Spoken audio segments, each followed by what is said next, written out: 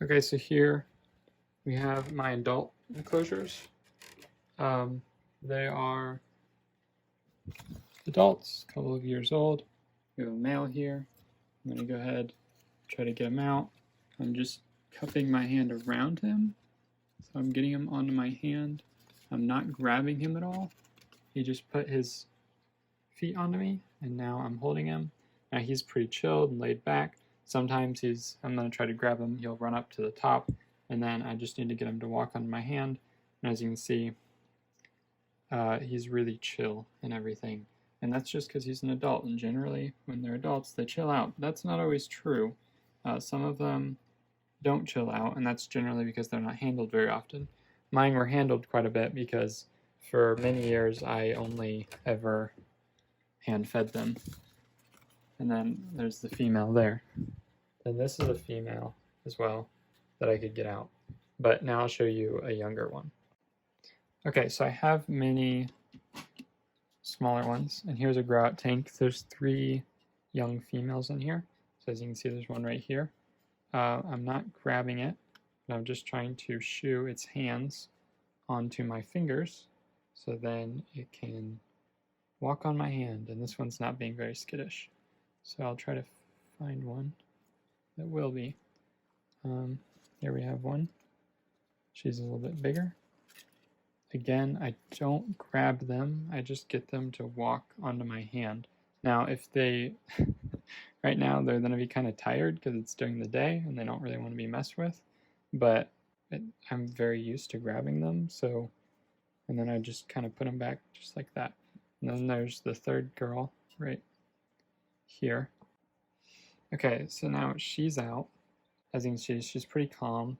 Now during the night, maybe she'll be a little bit more awake and she's going to try to run a little bit more. But I just got her out to handle her, and she's going to jump right back in. Now what they like to do is they like to run up your arms. This is fine. Just get another hand under them as they run up, and then bringing them back to your hands. I just let them like crawl all over me if I'm working with one because I'm very used to it, but that bothers a lot of people. So just get them back into your hands. If they run on the floor, that's fine. I mean, if they jump, and like say I'm holding one here and it's gonna jump onto the floor, not a problem. Don't worry about that. Mine have done it. It doesn't really hurt them. I originally thought that like I must have like freaked them out like crazy. They really don't care if they fall that far. It doesn't bother them. That was something that freaked me out when I first I started keeping the first 2 that I had, which are now adults, but it really doesn't hurt them. I haven't had any drop a tail. I do own one gecko that had dropped its tail before I got it, and it is pretty skittish, but it's honestly not that bad.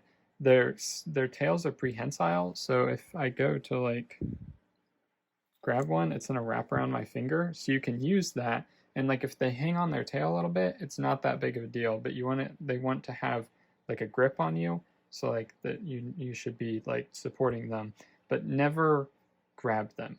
Don't do that. You just get them to walk under your hands. So generally you scoop them up, and that's kind of the way to go. Or if they're like running, then you can get them to walk into the hand. But I mean, these guys aren't they don't want to be bothered right now, so they're kind of up there and they have areas that they can go to hide. Now this is just a grow out tank, so 2 of these will be sold. The larger one is one that I'm going to be keeping, and I'll move her into a larger tank when she gets a little bit bigger. And then the other 2 are currently being in the process of being rehomed and everything. So here I have an example of a very different gecko. This was one that I babysat for a friend of mine. His name's Diego, and he's an adult male. As you can see, he has what is called a frog butt, which is where they do not have a tail, because crested geckos, when they lose tails, they do not grow them back. But he has like a little nub, which is pretty interesting. You don't normally see that. He was very territorial of his enclosure. He like bit my hands multiple times, like really, really hard, which I don't normally see with crested geckos. Generally, if you get a bite, it's from a male that wants to breed, and he won't bite you that hard. This one was purely out of aggression or defense or territorialness, something like that. I'm not entirely sure because I don't normally see that But this is a very skittish crested gecko, and it was interesting. But once I got him out, he really didn't seem to want to hurt me that bad. But as you can see, I'm wearing gloves because it takes away the fear of getting bitten, and I recommend doing that if you have a gecko like this. I try to always wear gloves whenever I'm handling my green iguana because she is just too sharp to not take that precaution. Her nails are extremely sharp. This is not an issue with crested geckos though.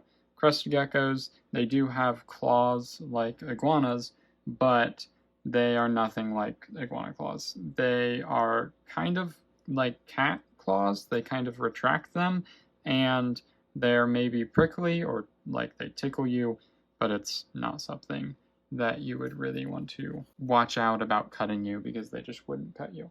So here I'm going to try to get out one of my more skittish crested geckos so you can kind of see what that's like. Directly back here we have a male. You can see those are his male parts, and that's his tail right there. So I'm going to reach in back here. So this is Forrest. Generally, if I try to get him out, he runs towards the top corner, and then I try to get him to come out forward and get him to walk onto my hands. He is not aggressive. He's never tried to bite me. He just isn't really into handling. He's gonna keep turning around and stuff. See, I have him on my hands, but there's a lot of leaves and a lot of places for him to go in this enclosure.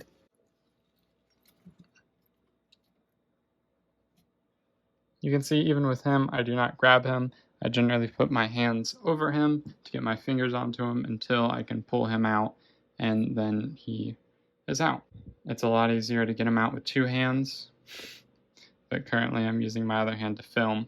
It can be very difficult because their feet are very sticky, but as well as that, they have a prehensile tail, so they have 5 different limbs to grab onto things, and you can't exactly just pull them away. If you ever handled leopard geckos, it's not like that, because leopard geckos you can kind of just pick up, but these guys stick to what they're walking on. But if I put him back up, he's going to go to jump in. He lives in here with 2 females. You can see one up there.